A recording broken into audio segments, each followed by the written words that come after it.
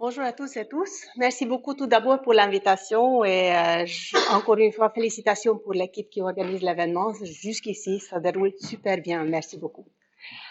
Donc, je dois commencer par un aveu. Mon titre est extrêmement prétentieux parce que ce n'est pas possible d'expliquer tout ce qu'on peut sur le metabarcoding dans 40 minutes.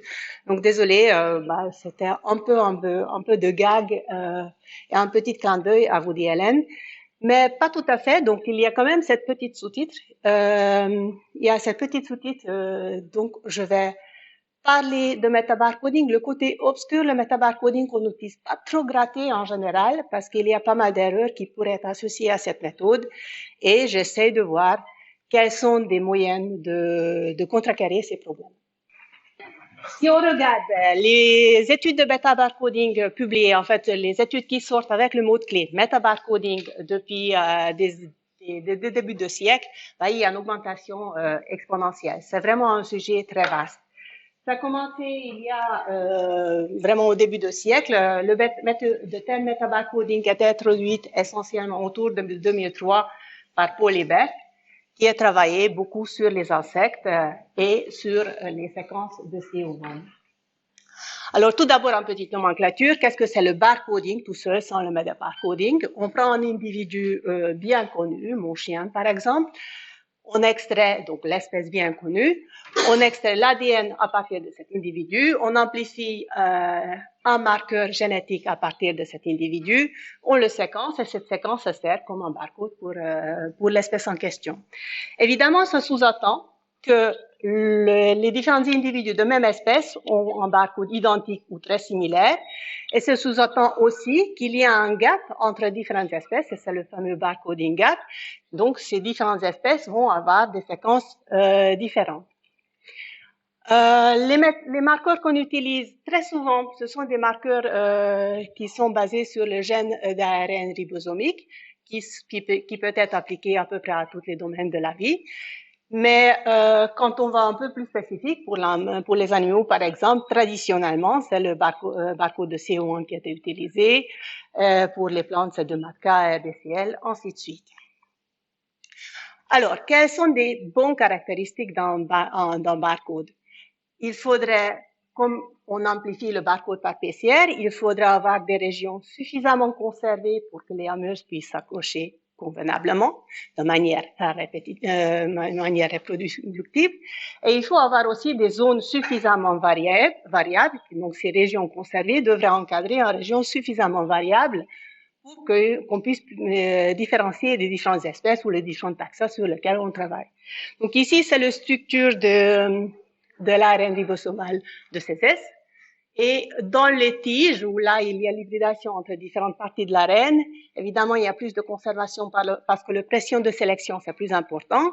Et dans les boucles, la variabilité, c'est plus important. Donc, c'est pas tout à fait par hasard qu'on utilise souvent ces gènes-là pour le barcoding. Comment on passe au metabarcoding? La seule différence, la plus grande différence, que à la place de prendre un seul individu bien défini pour avoir son barcode, on prend un échantillon environnemental qui est composé des organismes divers et variés. Et donc, le but de l'opération de metabarcoding, c'est de décrire le contenu de chacun des échantillons, quelles sont des espèces ou quels sont les différents taxa qui sont présents dedans. Les étapes de metabarcoding sont très similaires au barcoding. On récolte les échantillons, extrait de l'ADN, on amplifie le marqueur en question, marqueur choisi. La différence ici, qu'ensuite, il faut passer à un séquençage à haut débit, puisque dans chaque échantillon, on a plusieurs séquences différentes, donc on ne peut pas tout simplement passer par un séquençage sanguin. Donc tout de suite, on a une grande quantité de données qu'il faudra analyser ensuite. Et quand on parle séquençage à haut débit, on pense tout de suite filtrage parce que malheureusement, il existe des erreurs de séquençage parmi d'autres. Et puis, une fois qu'on a nos séquences validées, on assigne des séquences à des taxa et on peut commencer les analyses biologiques et statistiques.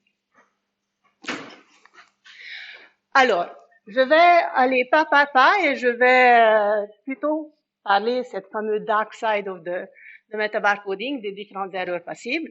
Donc, tout d'abord, quand on récolte des échantillons, on est en condition terrain. Première chose, il faudrait évidemment faire extrêmement attention des contaminations, qui est vraiment pas évident quand on est sur le terrain. Ensuite, quand on choisit le marqueur, d'abord on choisit quel gène on veut amplifier, mais après il faudrait aussi choisir le paire d'amorce. Et selon le gène, l'influence de paire d'amorce, ça pourrait être quelque chose de très important. Par exemple, si on travaille avec le CO1, il suffit de déplacer un tout petit peu les amorces, donc le 2 ou une dizaine de bases, et le résultat de l'amplification, c'est différent. Donc, parce que chaque amorce s'amplifie de manière préférentielle certains taxa et d'autres taxa ne sont pas nécessairement amplifiés. Donc ici, le graphique que j'ai représenté, on a regardé plusieurs organismes, plusieurs jeux de données. On avait 3 paires d'amorces différentes, chacun ciblant le début de gènes de CO1. Et chaque amorce a ses spécificités. Il y a des séquences qui sont amplifiées par un amorce, mais pas par les autres. Donc, si vous voulez éviter, si vous voulez avoir des complexités des organismes présents, il faudrait songer à utiliser plusieurs paires d'amorces. Ensuite, on arrive à l'étape de PCR. Là, c'est un gros chapitre des erreurs passives.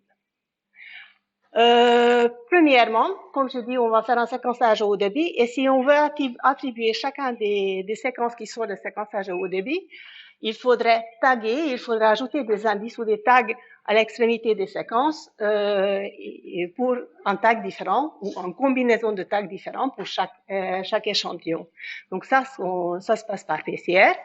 On a une partie d'amorce qui s'hybride bien avec le gène ciblé. Ensuite, on peut avoir le tag, on peut avoir des combinaisons un peu différentes, mais on peut avoir cette tag qui est une courte séquence d'ADN. Et donc, cette tag, ce sera caractéristique de chacun des échantillons, et ainsi de suite. Donc là, qui dit PCR, qui dit aussi qu'on peut avoir des erreurs de PCR. Et si cette erreur, ça arrive au début des cycles, cette erreur sera aussi amplifiée. Donc, le grand souci d'erreur de PCR, c'est que on peut avoir une séquence qui est fréquente et c'est quand même erroné. Donc, il faudrait tenter de les éliminer. Ensuite, c'est pas fini avec les problèmes de PCR, on peut avoir des formations de chimères. Donc, les PCR, ça commence sur une matrice d'ADN donnée, ça arrête prématurément de temps en temps, et donc prochain cycle, il va s'hybrider sur une autre matrice et qui va donner une chimère. Évidemment, il faudrait les éliminer. Dans le même style, on peut parler aussi de chuck jump. C'est quelque chose de formation d'origine similaire, mais en nom différent. Si cette croisement entre différentes branches arrive à l'extrémité de séquences, la majorité des séquences, ça correspond bien à séquences biologiques réelles, mais on a échangé le tag, donc l'étiquette d'échantillon, donc on va attribuer des séquences à un mauvais échantillon. Et puis, il faudrait évidemment faire attention aux contaminations de pseudogènes et de l'hétérogénéité de PCR, qui est biologie moléculaire, c'est pas en science exacte. Même si on contrôle des conditions parfaitement, il y a toujours une hétérogénéité. Ensuite, on passe à l'étape de séquençage, et même très souvent, on utilise les séquençages Illumina, c'est pas exclusif, mais très souvent c'est le cas. Donc, même si le taux d'erreur de séquençage d'Illumina c'est pas très élevé, c'est grosso modo autour d'1%. Quand on a beaucoup de séquences, il y a aussi beaucoup d'erreurs, donc il faudrait surtout essayer de les éliminer. Donc ça, c'est seulement un petit résumé. Tous les points de vigilance à faire. Donc, avant d'aller plus loin et de regarder comment est-ce qu'on peut traiter ces problèmes-là au point de vue bioinformatique, quelques notions. Donc, j'ai pas utilisé le terme read jusqu'ici. À l'issue de séquençage à haut débit, chaque séquence qu'on appelle en lead, c'est un lecture d'un morceau d'ADN. Quand on regroupe, on démultiplexe les jeux de données, ça veut dire qu'on regroupe, on fait des réplications, donc on regroupe toutes les séquences uniques. Alors là, on arrive des notions de ASV. Donc l'ASV, c'est une séquence unique Et chaque ASV est caractérisé par le nombre de reads sous-jacents. Et finalement, on peut parler des MOTU, donc le Molecular Operational Taxonomic Unit, qui sont des proxys des espèces ou des taxons un peu plus hauts, ça dépend quel est le marqueur et quel est le but de l'étude qu'on utilise. Donc en MOTU, ça peut contenir plusieurs ASV parce qu'on a la variabilité intra-espèce ou intra-taxon. Donc, comment est-ce qu'on a traité tout d'abord les erreurs de séquençage à l'époque, quand tout ça a commencé à l'étude au début de metabarcoding? Donc, au début, ce qu'on a essayé de faire, c'est de faire une sorte de clustering.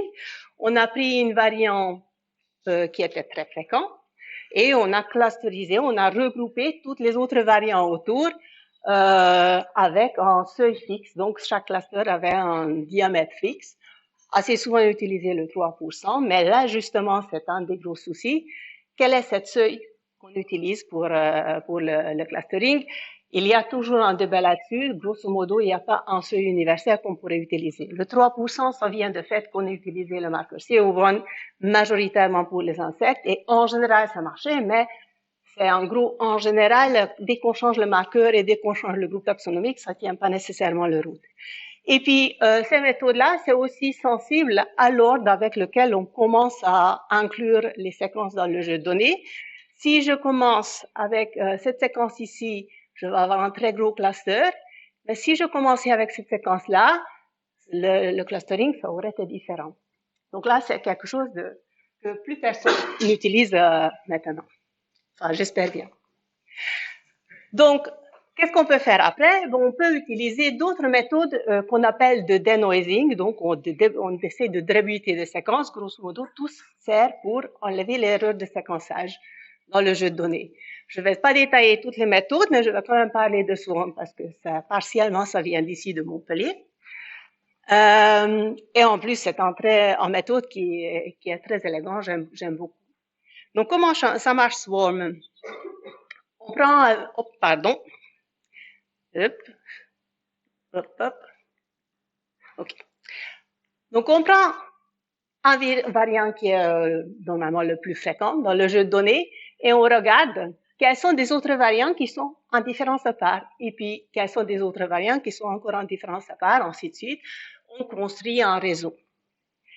Et sur la ligne en haut, ce que se voit pas, que c'est un réseau, mais en plus, on ajoute la dimension de l'abondance de chacun des variants.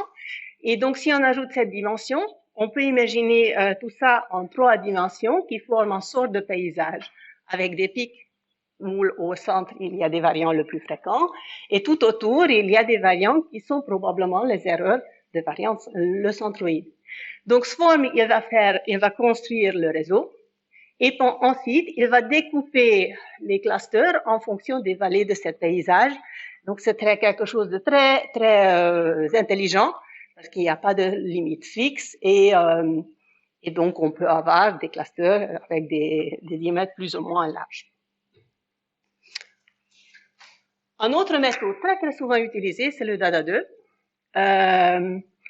Qui est aussi une méthode très élégante. Donc, comment ça marche DADA2? D'abord, on peut calculer le taux avec lequel chacun des séquences I, chaque séquence de I pourrait être produite à partir de séquence J par erreur. Donc, ça, c'est le fameux taux là. Ensuite, basé sur ce taux, ça contient à la fois ça tient compte à la fois la similarité entre les séquences, le score de qualité des séquences, qui est très important, et l'abondance de chacun des variants. Ensuite, on peut calculer un p-valeur qui va nous déterminer quelle est la probabilité que la variant soit en erreur dans notre variant. Donc, quelle est la probabilité que le variant I soit en erreur de variant J. Et ensuite, ce qui se passe dans Dada, c'est qu'on fait un partitionnement itératif. Au début, on prend toutes les variantes dans un seul cluster, dans une seule partition, et on prend la variante le plus fréquent comme centroïde. On calcule la valeur P pour chacun des autres variants, et si la valeur P est le plus petite, Et en tuant un certain seuil, on décide que cette variance, ça sera le centroïde d'autres clusters ou autre partition. Donc, on sépare le grand partition originale en deux partitions, on réorganise des autres variants et on recommence le processus. Donc, c'est quelque chose qui est très souvent utilisé, c'est très élégant, ça ne demande pas énormément de calcul non plus, donc ça marche bien. Le grand souci, c'est que tout ce que j'ai dit, je ne vais pas présenter toutes les méthodes, mais tout ce que j'ai dit, c'est de denoising, c'est pour enlever les erreurs de séquençage et jusqu'ici, on n'a pas touché des autres erreurs. Pourtant, comme j'ai passé un peu de temps à expliquer, il y a encore pas mal d'erreurs possibles. Donc, il faudrait trouver des logiciels aussi qui essaient de contrecarrer tous les autres problèmes. Donc, pour les filtrations de fichiers, un des logiciels le plus souvent utilisé, c'est de UChime. C'est pas très compliqué dans son principe. Chaque séquence requête est découpée en morceaux. Ces morceaux, séparément, sont comparés à une base de données.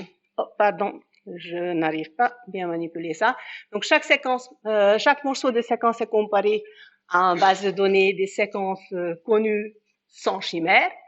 Et basé sur cette comparaison, on choisit deux séquences potentiellement parentales qui sont les plus similaires aux requêtes. On crée un modèle qui a le chimère de séquence A et le séquence B, donc les deux parents. Et si le score de similarité est plus important entre le requête et le chimère, est plus important que entre le requête et chacun des deux parents, on classe les séquences comme en chimère. OK. Il y a d'autres méthodes aussi qui essayent de contrecarrer des autres problèmes. Par exemple, Lulu, c'est plutôt, moi je dirais qu'essentiellement, ça corrige des erreurs de PCR. Donc, j'ai dit précédemment, les erreurs de PCR, ça ressemble beaucoup aux erreurs de séquençage, sauf que ça pourrait être assez fréquent. Bon, c'est pas que les erreurs de PCR, mais il peut corriger des erreurs qui sont plus fréquentes que les erreurs de séquençage. C'est basé sur différentes observations. Le premier est que quand on fait un denoising d'un jeu de données, le résultat en général c'est encore très gros et il y a beaucoup plus de résultats, beaucoup plus de MOTU ou ASV qu'on pourrait attendre par rapport à nos attentes biologiques. Et parmi les résultats, il y a des séquences qui sont fort similaires. Il y a un qui a une haute abondance et l'autre qui est nettement, dont l'abondance est nettement plus faible. Et donc, et très souvent, ces occurrences sont simultanées, donc dans différents échantillons, ces occurrences apparaissent ensemble.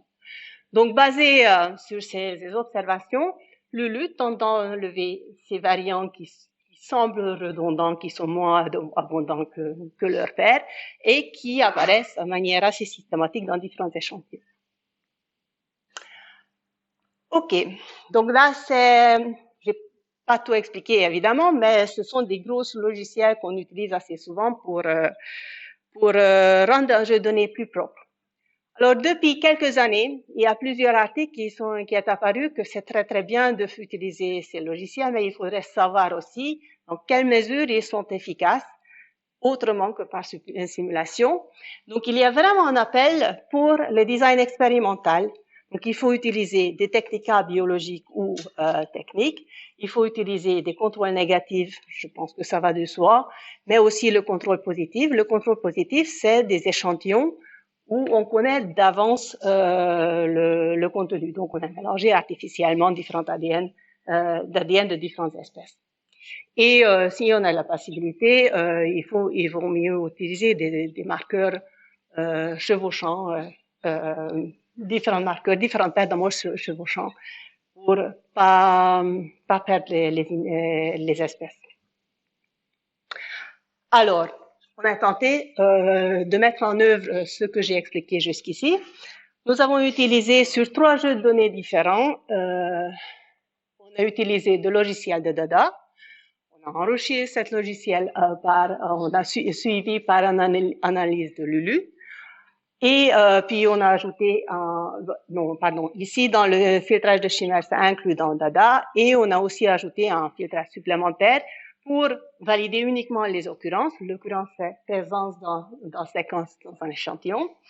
Donc valider les occurrences seulement s'ils sont répétables entre différentes répliques.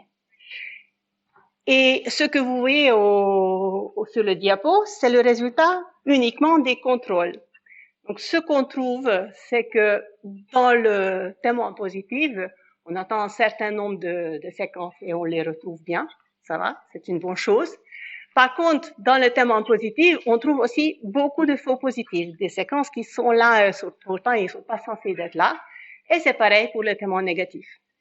Et si je basais sur les échantillons de contrôle, je calcule la précision, là, je pense qu'il y a encore un chemin à faire. OK. Donc, dans ce contexte, il y a un logiciel qui est sorti très récemment, Metabar, c'est un package R, qui est très prometteur parce que cet logiciel, ça tient compte de tous les designs expérimentaux, justement, ce qu'on est censé vraiment utiliser dans les Metabar coding. Donc, ça s'appelle Metabar. Et donc, dans Metabar, on fait un préfiltrage, ce qui entre dans cette package. Et dans cette package, il y a une structure de données qui contient à la fois les différentes reads, leur abondance, les différents ETU avec leur assignation taxonomique, les différentes PCR où ils trouvent sur chacun des plaques de séquençage, quel est leur tag qui a été utilisé pour ces PCR. Et on a des informations sur les échantillons, si ce sont des échantillons contrôle négatif, contrôle positif, échantillon réel, etc. Donc le premier volet de Metabar, c'est plutôt un diagnostic. On peut faire beaucoup de graphiques très pratiques pour visualiser, sans faire une sorte de sanity check. Donc on regarde si tout se passe bien. Donc ici, par exemple, si je regarde cette graphique-là, je vois que le nombre de reads associés à un tag particulier, un tag reverse particulier, c'est systématiquement faible. Donc moi, comme biologiste, je dis que je vais jeter tous ces échantillons parce que il y a quelque chose qui est manifestement mal tourné. On peut faire d'autres graphiques, par exemple le nombre de reads dans les différents PCR, le lien entre le nombre de motus et le nombre de reads, la similarité de différentes réplicas entre échantillons et entre échantillons. Donc, la similarité entre différentes réplicas de même échantillon et entre différents échantillons. Donc, il y a toutes sortes de graphiques qui sont bons pour vérifier à quoi ça ressemble notre jeu de données. Et ici, ils sont aussi bons pour déterminer des seuils pour certaines fonctions qu'ils ont mis en œuvre, qui sont listées ici. Donc, ils ont une sorte de série de fonctions qui aident pour éliminer certaines erreurs. Notamment, ils essayent de vérifier la réparabilité entre différentes réplicas. Ils essayent d'éliminer des tag jumps, donc la mauvaise assignation dans la séquence à un mauvais échantillon. Éliminer des contaminations extérieures. Donc, c'est quelque chose qui me semble très, très bien. Ce que je trouve un peu plus difficile, que là, d'abord, j'ai montré des graphiques qui sont jolis et faciles à interpréter, et après, il y a des graphiques qui sont nettement plus difficiles à interpréter. Et là, c'est un cas relativement simple. Donc ici, ces graphiques-là, c'est censé de me donner un limite pour le filtrage de tag jump. Et j'ai beaucoup de mal de choisir ma limite basée sur cette graphique. Donc, c'est extrêmement bien parce qu'on a beaucoup d'informations, mais ça donne une bonne partie de subjectivité. On a quand même testé comment ça marche. Cette fois-ci, on a utilisé d'OBitools dont j'en ai pas parlé, mais aussi il y a un élément de denoising dedans, suivi par le Metabar. On a enrichi par les filtrations de chimère et la répétibilité, comme précédemment. Et les témoins négatifs sont propres, presque. C'est vraiment très bien. Par contre, les témoins positifs, encore, ça laisse à vous souhaiter. Donc, encore une fois, le niveau de précision, là, je pense qu'il faudrait encore aller un peu plus loin. Alors, on a essayé d'ajouter notre grain de sel à toutes ces histoires-là. Je suis pas sûre que c'est le logiciel absolument qu'il faut à tout le monde, mais ça peut répondre à certains problèmes. Restons modestes, on n'a pas révolutionné le monde, malheureusement. Donc, notre logiciel de Vitam qui vient d'être accepté fait une sorte de pré-traitement, de multiplexage standard, etc. Ensuite, le parti important, ça commence ici. On a un bloc de filtrage. Donc, dans le filtrage, on tente de parcourir toutes les erreurs potentielles que j'ai listées, qui en général, ce sont des erreurs qu'on connaît. Donc, il y a quelques filtres qui essayent d'éliminer des erreurs de séquençage et des erreurs de PCR qui sont essentiellement basées sur les fréquences de différents variants et les similarités entre les différents variants. Ensuite, on a des filtres qui assurent la répétabilité entre différents réplicas de même échantillon. Et après, on a divers filtres qui essayent d'éliminer des chimères, essayent de contrecarrer des pseudogènes si on a une séquence codant. Et si on a plusieurs marqueurs chevauchants, on peut regrouper, c'est pas ça. Et on peut regrouper les différentes réplicas dans un seul échantillon, que ce soit plus facile à traiter après. Donc ça, c'est la première étape qui est en fait, comme un de mes collègues dirait, que it's not rocket science, c'est pas extrêmement compliqué, on a seulement essayé de parcourir toutes les problèmes potentiels. Ce qui est le plus dans ce logiciel, c'est qu'après, on peut avoir un état d'optimisation. Donc, d'abord, on fait un pré-filtrage avec des conditions très peu stringentes, plutôt relâchées, qui nettoie les gros des erreurs dans les bases de données et va produire un tableau d'ASV, donc la présence, les variants et leur présence dans différents échantillons, qui sont relativement propres, mais pas tout à fait. Et donc, dans ce tableau, on essaye de repérer des occurrences qui sont sûrement bien et des sûrement mal. Donc, grosso modo, on focalise sur les témoins positifs et négatifs. Donc, les occurrences qu'on contacte comme keep, ce sont des variants attendus dans les témoins positifs. Et les occurrences qu'on tag comme delete, ce sont des variants non attendus dans les témoins positifs et toutes les variantes dans le témoin négatif. Et donc, on focalise sur ces variants-là et l'étape d'optimisation, il va suggérer un ensemble des paramètres qui va minimiser le nombre des occurrences delete et en même temps, il va garder toutes les occurrences qu'on devrait bien garder dans le jeu de données. Donc, l'avantage ici, par rapport de Metabar, qu'on n'est pas très subjectif par rapport dans le graphique, mais il va nous suggérer des valeurs. Et ensuite, donc on revient sur le graphique. Donc, après l'étape d'optimize, on va refaire tourner l'étape filtrage avec des valeurs optimisées. Et donc, idéalement, on obtient un jeu de données propre. Et après, il y a une étape d'assignation taxonomique. Alors, on a comparé Vitam avec les deux autres pipelines qu'on a fait précédemment, qu'on a appelé Dalu et Ovibar comme raccourci. Donc ici, sur cette graphique, les barres bleues représentent, ce que j'ai oublié de dire que, vu que si je regarde les pipelines que j'ai présentés précédemment, de Dalu et de Ovibar, il y a énormément d'occurrences qui sont encore là avec très peu de reads. Donc, ce qui se passe dans le pratique, très souvent, c'est que les chercheurs regardent le jeu de données, ils voient qu'il y a quand même un souci, on a beaucoup de faux positifs. Donc, ils utilisent un seuil arbitraire de nombre de minimum de reads et ils virent les variants ou les occurrences. L'occurrence, c'est présence d'un variant dans un échantillon, qui sont en dessous de cette seuil-là. Mais cette seuil, c'est arbitraire. Et donc, l'avantage de Vitam, que cette seuil, on utilise ce type de seuil, il y a plusieurs seuils, on utilise ce type de seuil, et ça, c'est optimisé. Donc, le bar bleu, ce qu'on a représenté ici, ce sont des valeurs qu'on a obtenues avec Vitam.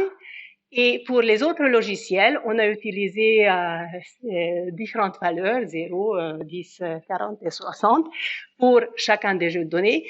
Et si on regarde la sensibilité de chacun des logiciels, même si on ajoute cette valeur plus ou moins arbitraire pour les autres logiciels, la précision de Vitam, c'est quand même supérieure à ça.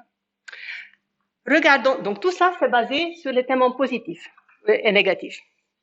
Si on regarde des vrais échantillons, parce que D'après tout, c'est ça qui nous intéresse. On a comparé les diversités alpha et les diversités bêta dans les échantillons réels. Et ce qu'on trouve que Vitam a systématiquement moins de AFV validés dans le jeu de données. Donc, quelque part, on parle les AFV, mais probablement ce sont des AFV qui sont un peu limites. Et d'autre part, par contre, si on regarde les diversités bêta, donc la différence entre les différents échantillons, la diversité bêta, c'est systématiquement plus élevé dans Vitam que dans les autres pipelines. Donc, le fait qu'on a fait un filtrage plus important et surtout, on a fait un filtrage contre le tag jump assez important, ça aide de sortir un jeu de données où le pouvoir différenciateur, pas sûr que c'est le bon mot, est plus important après un filtrage avec Vitam. Donc, c'est un petit résumé ce que peut faire Vitam. OK. J'ai encore un peu de temps. Donc ça, ce que je voulais présenter cette logiciel parce que ça nous tient au cours. Et je voudrais maintenant en parler dans mon petit dernier bébé qui est en création de base de données. Donc jusqu'ici, tout ce que j'ai dit autour de metabarcoding, c'est le traitement des erreurs, différents types d'erreurs dans la base de données, dans le jeu de données de metabarcoding. Une fois on a un jeu de données propre, il faudra assigner les séquences à des taxons et peu importe quelle est la méthode d'assignation taxonomique qu'on utilise, on a besoin en base de données de bonne qualité. Donc, les caractéristiques d'une base de données de bonne qualité, dans le monde idéal, qui n'existe pas, c'est qu'il faut avoir une couverture taxonomique importante, il faut idéalement que la base de données soit pas redondante parce que ça fait beaucoup de calculs. Idéalement, ce sera pile la région qu'on a amplifiée. Et les séquences devraient être assignées dans le référent base de données au niveau d'espèces où on devrait avoir une bonne résolution taxonomique. Et surtout, pas avoir des erreurs d'assignation dans la base de données parce que ça pose vraiment des soucis. Donc ça, ce qu'il faudrait avoir. Moi, je focalise maintenant ici sur le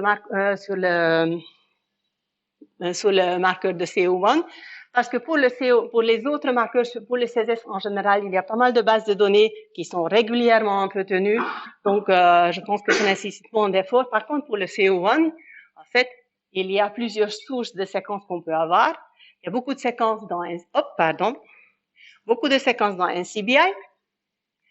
Il y a des séquences dans BOLD, donc Barcoding of Life Database. Et on peut avoir des séquences qui viennent d'autres sources, de laboratoires ou d'autres bases de données que j'ai pas citées. Donc, ce qui sera très bien, c'est de regrouper toutes ces séquences dans une seule base de données. Il y a des échanges entre NCBI et BOLD, mais visiblement, c'est pas complet et donc ça sera bien de avoir tout ensemble. La difficulté, ça vient maintenant parce que quand on veut regrouper différentes bases de données, si on essaie de comparer les noms de différents taxa, là, on a beaucoup de problèmes. Biologie est un plein d'exceptions. Là, on est plein dedans.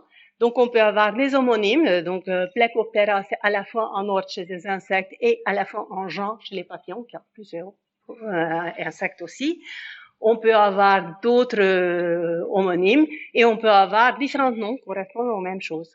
Donc ça ne facilite vraiment pas des choses et donc ça appelle vraiment l'utilisation des identifiants taxonomiques, comme c'est fait à la fois en BOLD et à la fois en NCBI. Mais malheureusement, les identifiants taxonomiques ne sont pas compatibles. Ça sera trop beau. Difficulté suivante, c'est que donc, il faudra absolument, si je veux comparer les différentes espèces ou différents taxa présents dans une de base de données, il faudrait comparer des lignées entre les deux. Mais il y a aussi des difficultés que c'est pas nécessairement super homogène entre les deux bases de données. On peut avoir des orthographes un peu différentes des différents taxas. On peut avoir un taxa sur différents niveaux.